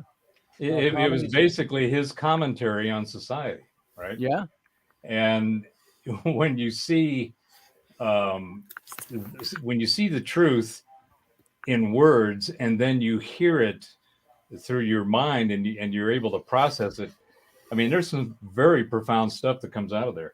And that whole thing, you guys were talking about the Will Smith with Chris Rock. Yeah, that came up in the chat room. That is just an expression to me of the manifestation of people having these out of calibrated and dirty filter perspectives on the reality around them and within them. That had to be something that was an emotional reaction that he didn't have any control over, and he at least controlled it enough to where it didn't turn into a full-out brawl. And it might not have had anything to do with Chris Rock. It might have had to do with his own personal take on what was going on with he and his wife. And I suppose the point is it makes great comedy. And believe me, that episode will make great comedy for the next 5 years until it burns itself out, you know? I mean, it's ruined his career, but, you know. What was that, Sarah? It ruined his career. I mean, it did. Banned from the Oscars for 10 years, and then, you know, depending on who's going to touch him now, you know, dumbass and stuff. If I were his dad, I'd look at him and go, dumbass. So anyway, Niall is chomping at the bit. He really wants to talk a bit about what we were talking about tonight on the show with the Jinn. Yeah, and I took a power nap, so I'm good to go. Right on. Right on for power naps. My power nap was 4 hours long today. Yeah, I think that Sarah in the chat room, I think that there was a lot of stuff that we kind of agreed on. As far as you can agree on something like the Jinn, which is a very convoluted subject to a lot of people. You mentioned Rosemary Ellen Guiley earlier on, Scotty. And you mentioned the fact that she might have been slightly aggressive in her approach to the writings. And I liked her personally. She was a good friend, but yeah, I didn't really like her approach on the Jinn. Yeah, I think that what she actually was alluding to was the jealousy and the resentment that these race of people, and they are people that just from a different dimension to ourselves, call what we call the Jinn, and what they call it in the Quran, different versions of that spelling. And they resent the fact that they were enslaved ultimately to build Solomon's temple remotely as slaves. In other words, God, in his infinite wisdom, according to the Quran, saw that the second creation of humankind, which was ourselves, were somehow superior. It's like God had a first go with Jinn, and they had powers that were different, or they had attributes which were different than what he finally wanted to end up with. But because Jinn were already in existence, he used them to do certain things and to create certain monuments on this sphere. And they became jealous and angry, and they had the capacity to break through to our own dimension in order to kind of hurt us out of jealousy and enragement. But these are not angelic beings, right? These are a race of people very like ourselves, exactly like ourselves. Mm-hmm. We can't see them. They actually have more powers than we do. You know, this whole idea of born of fire, made from clay. That is and the Quran goes into great detail about Jinn in those terms, and they go into great detail saying they're not angelic hosts. I don't know if there's anything. That's a completely different area. So I just wanted to kind of get into that and just let maybe Sarah or Professor or whoever. I have a quick question about the Jinn in general. I'm not too familiar with them, other than what Scotty's talked about and what you just mentioned. It seems, at least from what some of the sciences, or if you want to call them sciences, their belief in the way that the materium exists from the realm, from the frequency that they are in, right? That there's this, what Cliff High calls the bleep, which there's and to me, this kind of explains maybe some of the ways in which I just sent her over to multidimensional experiences and being able to engage with different dimensions comes from. But this bleep, I'm sorry, it's the bloop. The bloop is a representation of the vibration of reality in the universe, and that apparently has been kind of calculated as somewhere in the 22 trillion times a second that it happens. And what it is it's on and then it's off, on then it's off. So it's like a spark of creation and then nothing, spark of creation and then nothing. And 23 million times a second, 22 trillion times a second. Okay, so it's something that not very noticeable. Yeah, it's something that we with our senses can't perceive. with the senses that we have that we use to try to perceive them. I do believe that sensing that through the mind and through consciousness, which are two different things, but they are one. The consciousness is the reality of it's what creates the reality that we're in, and where the Jinn and where angels and other spirits and different dimensions exist from that consciousness. The mind is the individual expression of the frequency signature that we have as a result of being from this consciousness, being the energy that it creates, the materium that it creates, all of that. So within, and then I was going to go to another point that another reference. Yeah, I think what you're trying to say is that we are the chosen consciousness in a way, and everything else kind of expands around it. We have no other way to place consciousness.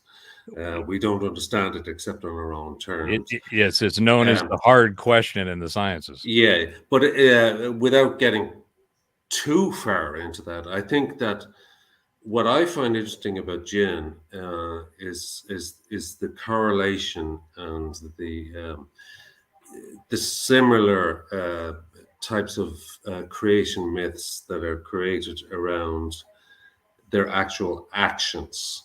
You know, the Jinn have been related to the demonic realm and the different dimensions, like sliding doors of dimension, which is all kind of dictated by God. But if you kind of bring it down, the Quran actually, and Sarah, you can jump in, and the Quran actually said the Jinn were actually the first. Yeah, they were somehow deficient, but they were probably had an influence that we would take for granted. They were all empowered. Maybe there were too empowered at the time.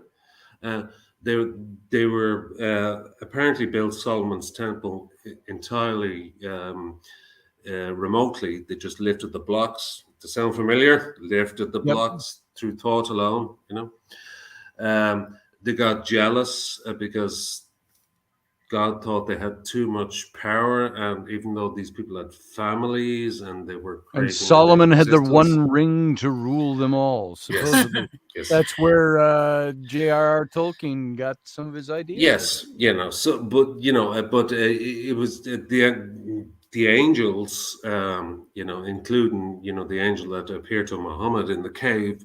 That was not Jinn or human. That was the realm of the angelic beings, and all the monotheistic religions can agree on that.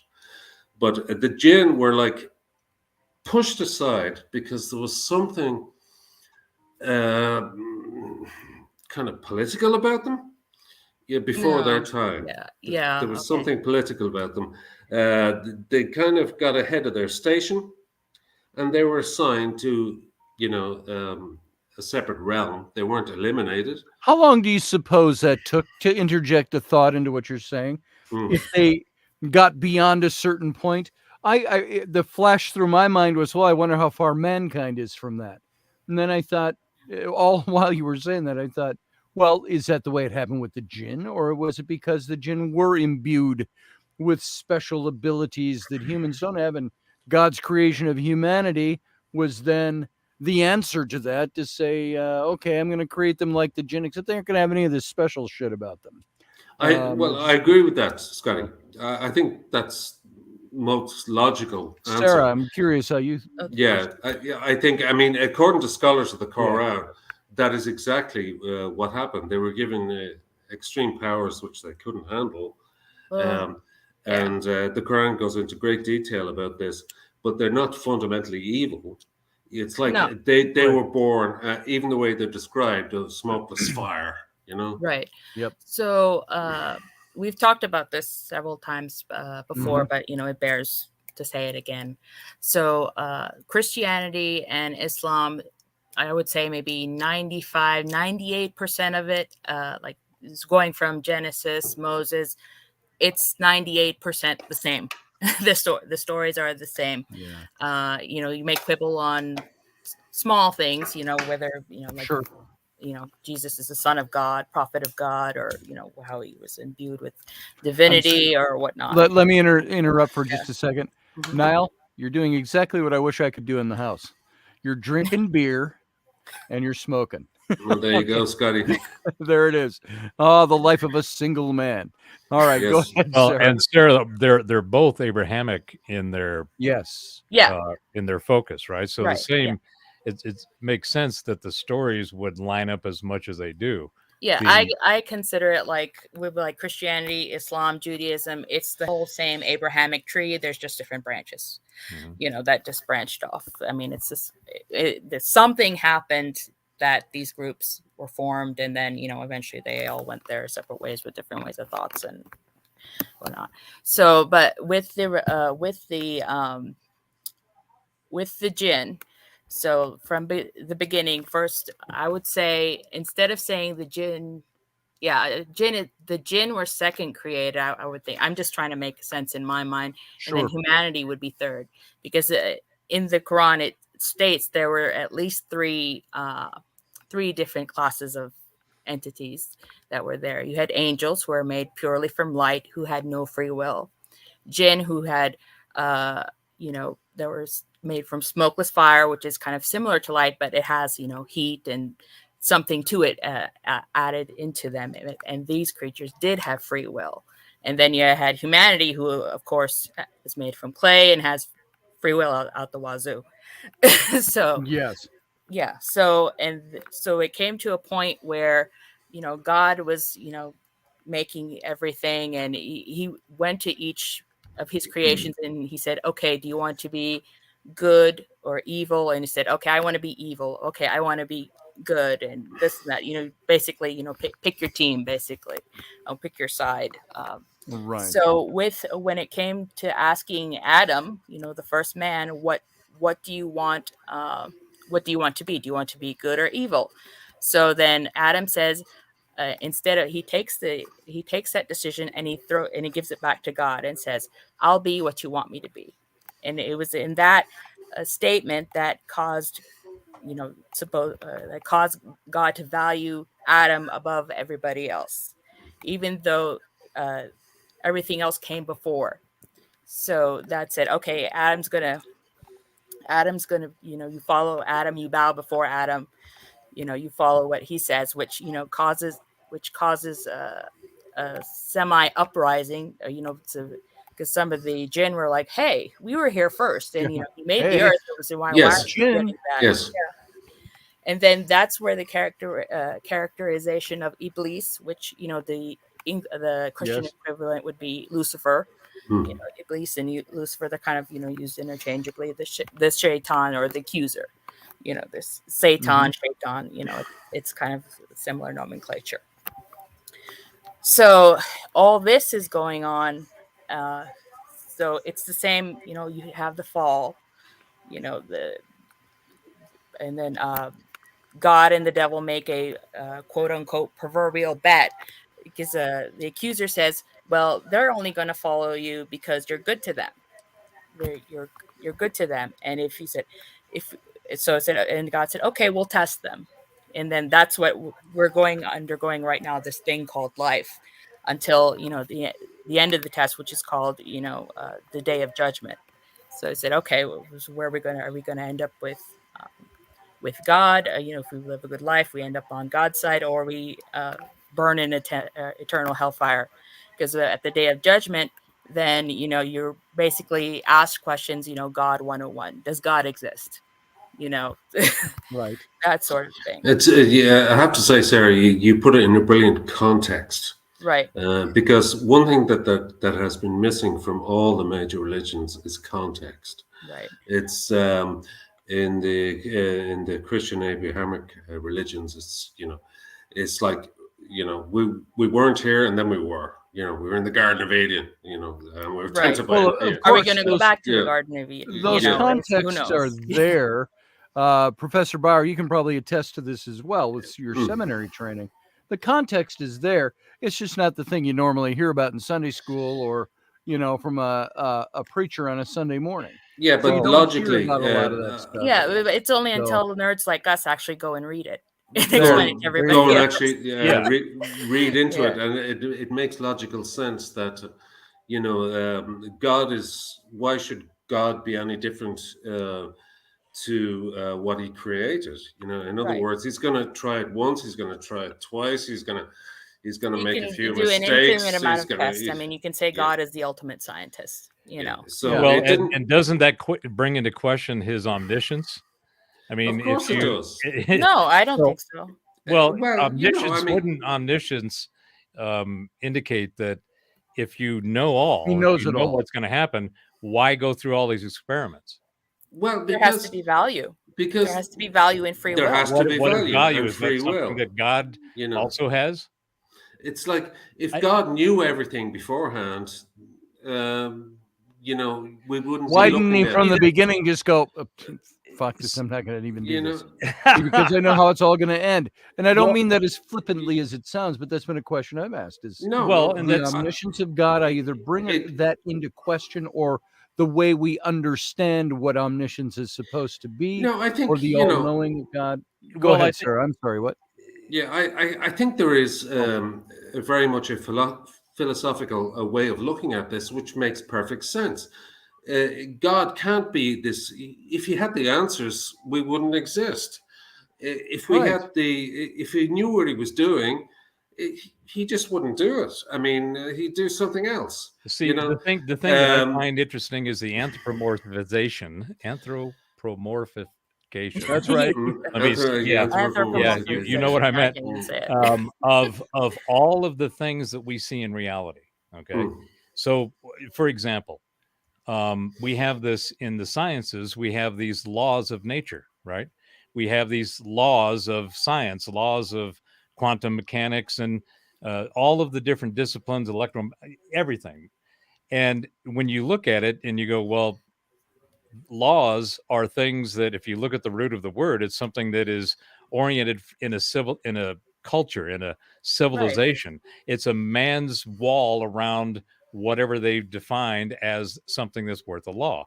So to put law or the concept of law on God, even the concept of identity on this thing that we refer to as God, is an anthropomorphication of that experience and what we're looking at. So one of the things that's extremely interesting is all of the stories through all the mythos, even through the mystery schools and the mystic arts, we see this hierarchy and cause and effect in whatever they're talking about, even into the psychedelic and astral realms.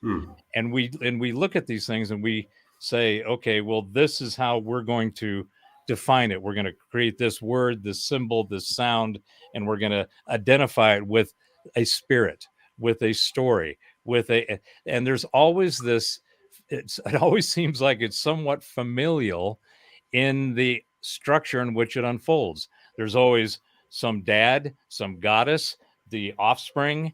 Some of them get along, some of them don't. They kill each other, and the cycle starts over again. This happens in just about every story that we've heard of any culture's definition of their heritage, right? So having that in theology, in religious beliefs, makes perfect sense. At the end of the day, it's something that is defined by somebody who said they had an experience that can't be verified. You don't have empirical data on anything. You just have the stories, and you find little clues and things that kind of point to the story. But there's nothing definitive. Even in the sciences, it's all speculation. Science has kind of reached its peak in the way that it looks at reality in the universe, and it's going to have to transition in order to find out what's Tesla and many others actually discovered. Yeah, but who's to Yeah, I'm sorry. Who's to say? Oh, sorry. Sorry, Sarah, go ahead. No, so do you think that the fault lies in the fact that in order to, at least in this case, that the order we have to anthropomorphize God makes it less than what it is? I mean, trying to trying to make that connection between human and whatever God is. Well- People try to understand through anthropomorphization. Well, can't say I either. don't think people realize It's a that mouthful. I don't think they realize that that's what they're doing by habit. Our nature is to explore. Our curiosity drives our imagination, which makes us go about and do things, have experiences, and write books and create belief systems and ideas and sciences and whatever. So I think that it's not making less of it. It's trying to give definition to it. And as long as that definition doesn't constrain your exploration and experience of it, then that's a good thing. Yeah. But I think that we've got these models, these boxes, and we Right. put around The different need to philosophies. define things. Yeah, That's well, how we interpret the word through Exactly. Yeah. logic. If I can just jump in there and say that even despite all we say about trying to understand the will of God or the possible We'll God never is. understand it. I mean, But don't we forget, assume. right? Yeah, don't we forget, assume. Yeah. we may just be a product of a sentient awareness which is flawed itself, right? So Do we know that? How do we no, define we it's don't. flawed? But Right? it actually would make life a lot easier, among the religious communities if we said Life that God is not easy. I was waiting for what was coming next. It would make life a lot easier if if we thought that God didn't really know what he was doing anyway, Yeah. and it was kind of trial and error for him or it or they or whatever. See, for me, So- I had to break out of that paradigm and say, look, No, I'm no, going to you- reframe it so that I don't start. It's not a reformation. It's just a. Oh, well, it's for just me a it was. kind of. It's like. We've taken these amazing pictures and deep space images that have been released in the last couple of days. It's just galaxy upon galaxy, and it's like yes. Okay, so we can't sort of put a figure on God. We can't put a location on what we call God. This Germanic root, we don't even know what it means. But this awareness, it makes sense to me anyway. I'm just one person. It makes sense to me that this is a kind of a procedure that has failed a number of times, and it would explain all sorts of paranormal activity. Science has helped in that they've introduced the whole concept of dimensionals, physical space of dimensions that can exist outside of our own. And it makes sense that, to me, talking about the Jinn, it would make sense that some kind of a sentient awareness would have created something and tried something and given something certain powers within its capabilities to do so, at the particular moment, in time. I think that actually narrows it down in my mind. It makes it easier for me to kind of go, okay, I can understand where this Jinn thing is coming from, and how we would anthropomorphize it into our own experience. But actually, we're on the right track. We're on the right track here because we're actually thinking the same way as God probably thought. And then you toss in concepts like the simulation.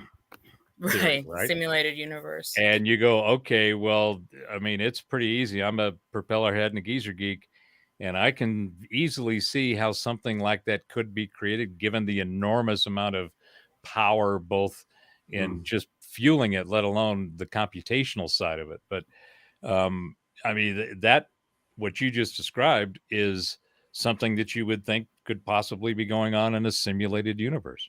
Yeah, but somebody up there tweaking the dial, got the joystick going, but I didn't say that God was the only kid on the block. Yeah. There's others out there, and there's other consciousness, out there that might introduce what we would refer to as the demonic realm. There's no reason why not. In fact, it would make more sense that there would be. The wrong buttons here. You know? Yeah, I mean, the demonic sense could be a part of what you were talking about, is the failed parts that screwed up. That there's some bad code. They did a code reuse. Somebody modded a little bit. Oh, that one's screwed. Pull that one out. Put another one in. Well, I So mean, all of a sudden it at makes least- sense. Yeah. No, but in the Islamic faith, there is no definition. I mean, there's good and evil, but in the Islamic faith, and especially in the no, I can't think. So much for the nap. But in the Islamic faith, everything is supposed to be originated, both good and evil, from God. The demonic itself does not work independently from God. Yeah, so it's dualistic. No, they're trying to make it one source. We think of it as dualistic, you know, that good and evil are diametrically opposed, which in the grand scheme of things, it's all coming from one source. So is the Jinn a collective, or is it individual characters like we manifest? Yes. I mean, the Jinn, both. I mean, the Jinn are basically like another species. They have personalities, and, you know, like people do. They have certain powers. In certain books, there even says that even just like people can have guardian angels or ascended masters, or, you know, whatever you call it, visit them. That can happen to the Jinn as well. You know, they are also receiving guidance from God, like yeah, and God might ask the Jinn, "Hey, can you do this for me?" You know, can you? Yeah, can you? And I think that Jinn are they're not directly Because described as human.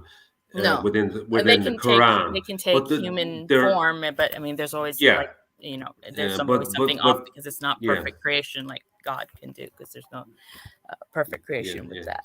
But there's one thing that is for sure throughout the Quran, is that the Jinn are pretty annoyed with us and pretty pissed off. No, at certain times, especially during the creation myths, or during the creation mythos, or during the formation of this fundamental kind of essence of what God was trying to create. Right. They certainly failed. They were enslaved at one time. They are familial. You know, that they have emotions. They carry anger and resentment and love and all of these features that are described in the Quran. So they're very similar to us. You know, right.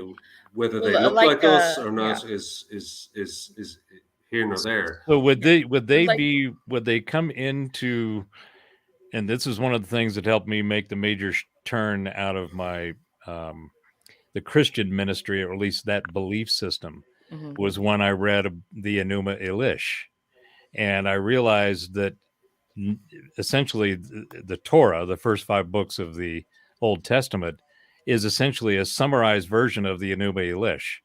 And in that Enuma Elish, which was written, the numbers are 1,500 years before Moses even existed, and Moses didn't even write the first 5 books, which is a whole nother subject. But in the Enuma Elish, that's another subject.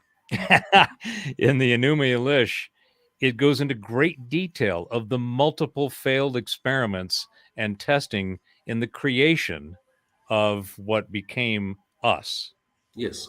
And there, I mean, everything from, you know, the Crimeas and the all of the different types of integration and genetic manipulation that was being done. So my question is, could the Jinn be a result of that story as a part of that creation process and be one of the failed experiments? I haven't read the Enuma Elish, so I couldn't tell you. Yeah, I wouldn't say it's a failed experiment. I think they were given too much power. They were giving power that was probably something that they couldn't handle themselves. I mean, there has to be something behind the idea. Well, of, in well, essence, what the flood and what the Numen Elish goes into great detail about Atrahazi, who was then translated into Noah. Okay, in the Atrahasis? Atrahasis, yes, Yeah. and King of Eridu. that whole same story of the gods becoming pissed at the power that the humans and their experiments were achieving, that they said, okay, that's enough. We've had enough of this. And then you've got the Enki and Leal, the two basic brothers of Anu, who are now in this repeating story of a battle in a familial environment and hierarchy, right? Exactly.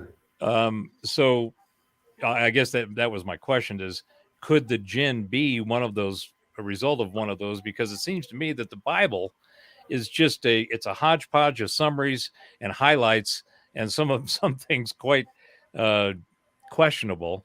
And you've got the pissed off God in the Old Testament and this new God in the New Testament, and this God that never changes, always is and always will be, apparently changes. So you have, some interesting just narrative conflicts in the way that it's constructed. I've got a little piece of pop culture. Last about 2.5 minutes here. I want to play it. It will. It's from the show Supernatural. If any of you saw it, sometimes a very campy show, sometimes a very poignant show written by people who seemed to know what they were talking about and needed to translate that into pop culture. This is a scene from several seasons ago where there's a couple of characters that look like just normal guys, but it's God, a guy that the brothers Winchester met that happens to be God, who is writing the ultimate novel about himself, his memoirs. And that's what life is all about in the universe and so on. And then it's the angel Metatron, who was supposed to be, if I understand Catholic tradition about Metatron, he was the angel who was like the text writer of God. He was the one that wrote down the voice command, of God, the voice of God. And this is a scene. Are you familiar with this, any of you? This show? Yeah. Supernatural? No, I've never seen Supernatural. So I'm interested to see what you're pulling up. Now this scene, it just sparked it in my head, and I went and grabbed it. And I'm going to play it here. And it's a scene where Metatron is meeting with God, and they interact with the main characters of the show, but this is between them. And I thought this was very interesting, and it was written by people who talk about the things we talk about. See what you think of this. Here we go.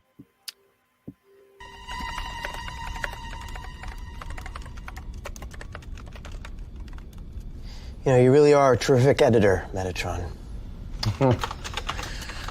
Well, I was a terrible writer. Worst God. It's good I got something going for me. Yeah, I have to say, I didn't see the whole evil turn thing coming. Why did you try to be me? That was just a sad, pathetic cry for attention. Whose attention were you trying to get? Yours.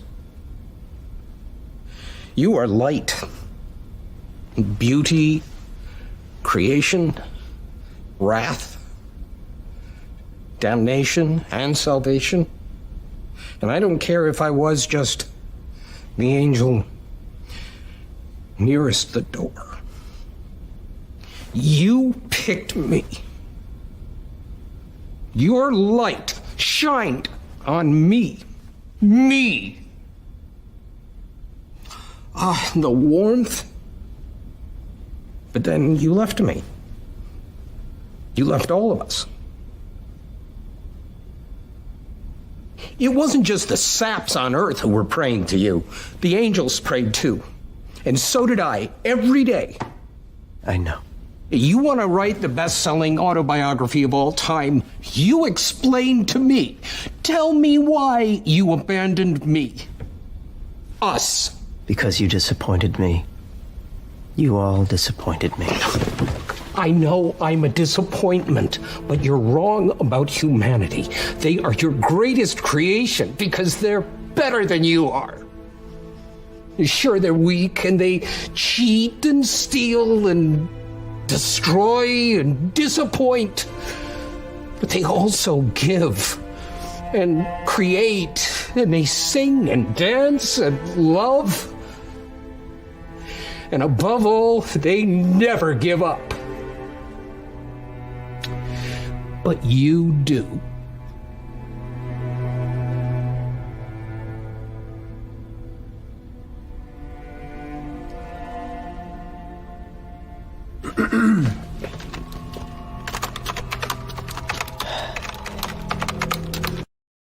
Okay, there you go. Maybe we don't agree with all the thoughts in that, but that, for some reason, that little scene sparked in my mind as we were talking here. And about the way we sometimes view God, the way we are suspicious or fearful that God views us. I liked it. I liked the dialogue. It was pretty snappy. I didn't particularly like the actors involved, or the setup or whatever. I'm very old school, so if that was set in like the world of Gustave Doré or something like that, right. I want to see fucking wings and yeah, really flames and. I want them standing on a barren desert. I liked what they did with this in the series, and that they tried to bring some of these. Well, I mean, if I can give one spoiler, in one spoiler, which if you haven't seen the end of Supernatural, that's on you. Spoiler alert, folks! Yeah, spoiler alert. God is, God isn't that guy that's being represented in there is killed in the end. So. He's essentially entered his own narrative, been, as Dr. Bauer said, had his limitations added, and then eventually is killed. So and then was replaced with something else. So at the end of the day, he's probably even more demonic than. And as you don't know by seeing that clip, that there's about 6 or 7 seasons in between that. There's 15 and seasons total of Supernatural. Yeah. Yeah. I've never seen anything of it. Yeah. Isn't there something that is it Supernatural or Stranger Things? Supernatural. Supernatural. Yeah. There was something that in the conversation with the Jinn that Hank Wesselman had, and he asked, and I don't have it in front of me, so I can't refer to it off the top of my head, but there was something said by the Jinn that said Wesselman was asking him, so who is God? And who are these? How do we see God? Who is the creator? Is God the creator? Is God the this? Is God the... And he came down and he said, no, God, and all of them as we understand them are all the deceivers.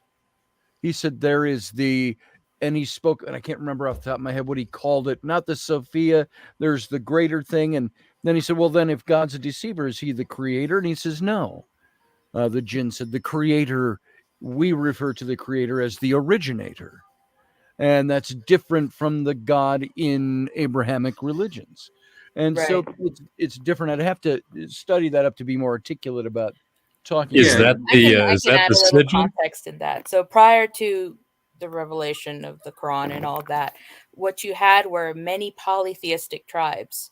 So so in the Quran, there's an attempt to kind of reconcile all that before the Quran. So like you would have a tribe worshiping a Jinn for protection, or for a certain purpose, for like to protect your children or against other invaders and all that. So once the Quran is given, there's an attempt to push it towards monotheism, say, okay, yeah, these things exist, but it's because I let them to, it's trying to, unify everything and put all the power is as a result of God. And then the Jinn are working either through God or are working, like working through their free will, like we are working through ours in trying to, do the whole thing. And just to bring up another pop cultural reference, because that's what I do. It's like the Squire of Gothos in the original Star Trek series, the Q. It's like a Q. The Q. Yeah. And so interesting. But yes, Dr. Bauer, your the Satan. That's who the Jinn seem to be talking about. He lumped God and the Satan and all of them, angels and demons, all into this same category of he called them. These are all the deceivers. Well, I mean, they're sorry, but I mean, I think they were called deceivers because they're trying to take attention away from God, like you have in Christianity. The time where I think Jesus was tested in the desert, or he was taken into, taken on top of the temple, and Satan said, "All this can be yours if you just give me some worship." Yep. They tried to pull away from the main creator. So I think in that way, that's sort of what the point was. I thought it was very interesting that Mel Gibson in his movie The Passion of the Christ used a man that looked like Barack Obama playing the tempter in the desert. So there was a big. Isn't it interesting that we live in what appears to be a transactional reality? Yes. There's always some.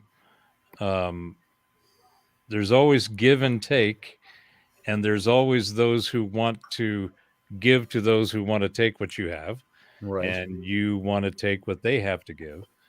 But it's always transactional.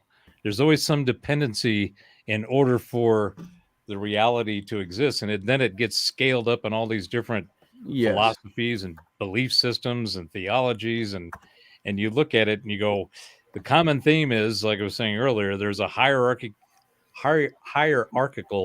structure to all of the stories, and there's always conflict. There's always some kind of creation and then a conflict, and that makes sense. I mean, even the Gnostics, they're pretty much in the ballpark as well, because their belief system is that the earth is ultimately evil and all creation is ultimately evil, and they believe in the demigods, and we can't reach God because God has ultimately abandoned us to the demigod, which is you can incorporate all these belief systems into every belief system that there is on earth. And you can say, well, the demigod is Satan, and the failed race is the Jinn, and they were given too much power, and the angels, and all of these stuff can be kind of incorporated into a narrative which makes sense to everybody on earth. Well, there's so many to choose from. I mean, that's one of the interesting things about polytheism is, I mean, there's just all kinds. Pick your definition of the creator, and then I've been enjoying exploring more of the pantheist approach to consciousness, which just says this is all consciousness, and that's what you get. And there is, you can choose and be drawn and resonate with any one of them or a bunch of them. It matters not. It's simply, here is, I realize I hit something. I did the same thing. I had it all, my face filling the screen, I just noticed. So my point is that the common threads indicate that there's something that has to do with the regular nature and habit of our reality, and it gets defined and expressed in all these different systems throughout the different cultures and civilizations that have, and even species that have apparently been here and evolved over time, because there's a more and more fascinating, in some cases very compelling information about what something was, more of what something was than when we first discovered it or found it or unearthed it, right? So time in that regard is a wonderful thing, because the more time goes on, the more you find about something that you thought you knew really well, and find out that, oh, wait a minute, it was based on some stuff that had some issues. I'd never really dug into the issues to see what was supporting that belief system. Yeah, and I think I will just say I have to get off now because I have some relatives staying. We're getting pretty close too. Yeah, Yeah. but I would just say that when it comes to the Jinn and belief systems like that, I think there's more similarities than there are differences. Yes. When you look at the overall work of any religion, really, you can pinpoint these things. Say, hey, I can take a bit of that, and that sounds like that, and that sounds like that, and I don't believe that's just. We're going to dig into cultures. this more over the Yeah. upcoming days, and I'm not Absolutely. going to drag the Jinn out too long, but long enough that it hopefully maintains our interest and Yes. everybody gets something out of it. And I think it's another good thing to put in our cups to say we're gaining maybe a little more insight into something that was total mythology before we knew anything about any of this. No, I think it's important. Anyway, great to meet you, Sarah. It's great to see you, Professor. Great to see you, Scotty. You too, I'll talk Niall. to you Thank you later. very much. Enjoyed it much. Thank you. Love you, Take brother. See you, Have a good Neil. night. Bye-bye. All right. And I think that's it. I think we're going to pretty much wrap it up there. So, Yep, I Sarah, got stuff to thank do. you for being here. Man, I appreciate problem. when you come in. And say goodnight to Sarah. Night. She doesn't talk like that all throughout the day. It's usually, Dad! Mom! Here it's, good night. I'm demure. Okay. Say goodnight. Good night. Good night, sweetie. Good night. I love you. Good night. All right. See you, Sarah. We'll see you again tomorrow. See you, Sarah. Pleasure again. Thank you. Thanks. Good night.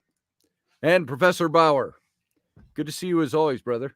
Thanks for letting me step in the door while it was open. Absolutely. That's why the door's always open.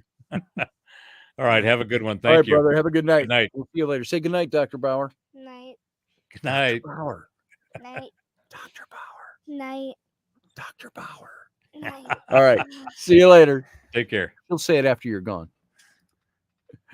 All right, guys. I want to thank you all for being here tonight.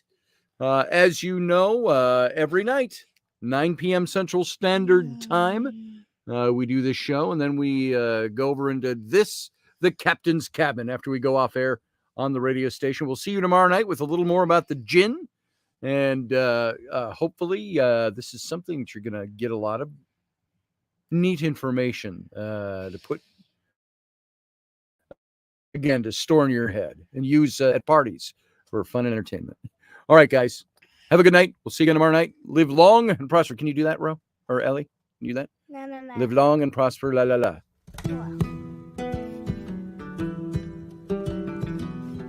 Join us every weeknight at 9 p.m. Central Standard Time, 10 p.m. Eastern. The Intrepid radio program, a Scotty Roberts Productions broadcast.